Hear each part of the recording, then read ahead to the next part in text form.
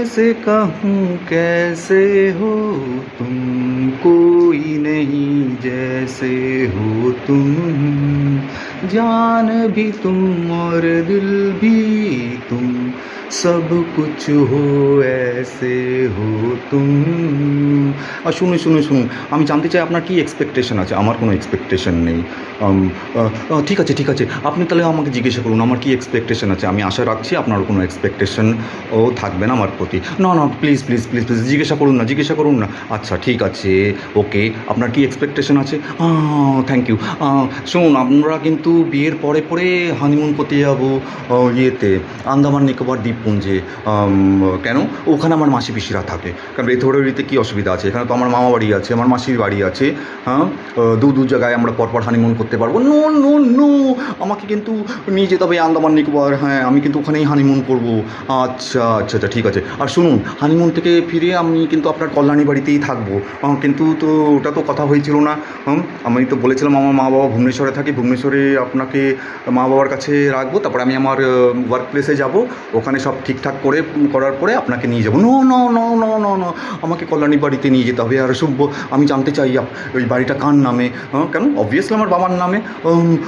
ওটাকে আপনার নামে করে নিন প্লিজ। আপনার নামে করে নিন, তারপর তো আমার নামেই তো হয়ে যাবে আপনার অবর্তমানে। বাট আচ্ছা ঠিক আছে ঠিক আছে। আর শুনুন, আর একটা last but not the least, আপনি আমার জন্য প্রস্তুত রাখুন, প্রিপেয়ার হয়ে যান। কি প্রিপারেশন? আমার জন্য অ্যানিমলি রাখবেন 22 লাখ টাকা। হ্যাঁ, 22 লাখ টাকা প্লাস 1 লাখ মোর, 1 লাখ মোর মানে। আর অ্যানিমলি কিসের জন্য শুনি? আমাদের তো ডিভোর্স কথা হচ্ছে না, আমরা তো কোনো বিয়ে করিনি। না না না, বিয়ের পরে পরে আমি আপনাকে ডিভোর্স দেবো তো। আমি তো সব চেঞ্জ করি, ঘন ঘন রেগুলার ইন্টারভিউস আমি চেঞ্জ করতে থাকি, বন্ধু বান্ধব সব কিছুই।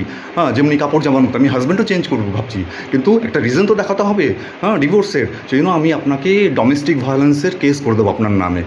তাই ভাবছি, আমি যদি বলি যে না আমি ডোমেস্টিক ভায়োলেন্সে যুক্ত না, আর আমি ভালো রেখার চেষ্টা করেছি, কে মানবে আপনাকে? আপনাদের কি মেন্স কমিশন আছে? আমাদের তো ওমেন্স কমিশন আছে। হ্যাঁ, আমি যদি বলি যে আমি জেল যেতে রাজি আছি maybe without valid cause or reason, সেটা কে শুনবে? হ্যাঁ হ্যাঁ, আমি আপনাকে প্রথমে আসামি বানাবো, আপনার মাকে আসামি বানাবো, আপনার বাবাকে আসামি বানাবো। আর সেটাও যদি না হয়, আমি আপনাকে দিদি জামাইবাবুকে আসামি বানিয়ে দেবো। তারা তো সরকারি কর্মচারী, তারা তো ভয় পেয়ে আপনাকে কনভিন্স করাবে যে ভাই ডিভোর্স করে নাও, ডিভোর্স করে নাও।